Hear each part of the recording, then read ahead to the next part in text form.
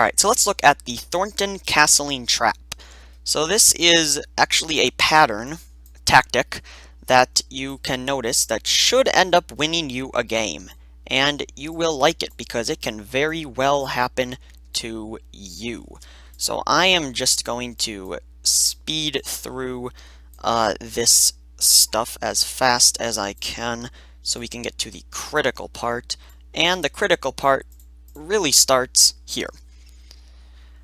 After e5 and d takes e5. So this obviously opens up the d file, and we're gonna watch. So let's see what happens here. Knight takes e5, attacking this bishop, and this bishop is actually very critical.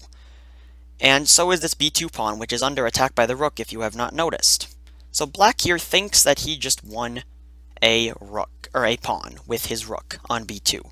However, he failed to notice the danger that's lurking here, especially on this d file.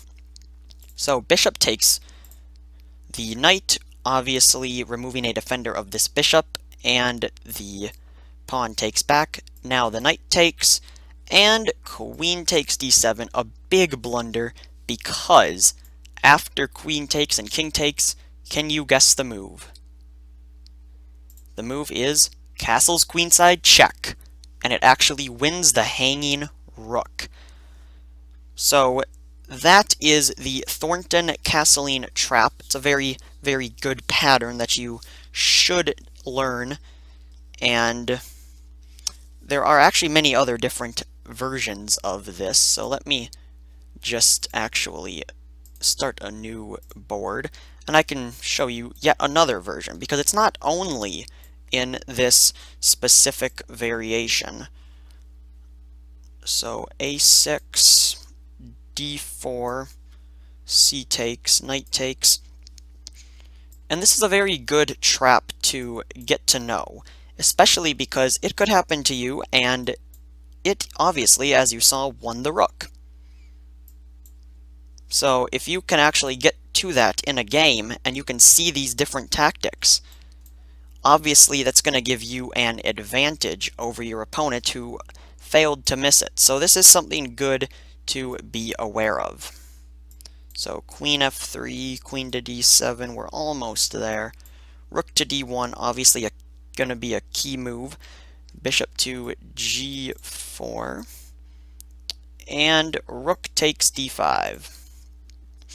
So now the bishop takes the queen, and the rook will take the queen back. And now a key move here, bishop takes bishop. That is right. And now white here thinks that, oh, I just won a pawn. So let's take the pawn. And now you may be saying, well, the king's not on the d file. It's not going to work. Well, it does work, because the threat's not because of a check this time. It's actually because of a back rank weakness. Rook to d1 is checkmate, and that threat is too big, and he obviously has to defend against it with something.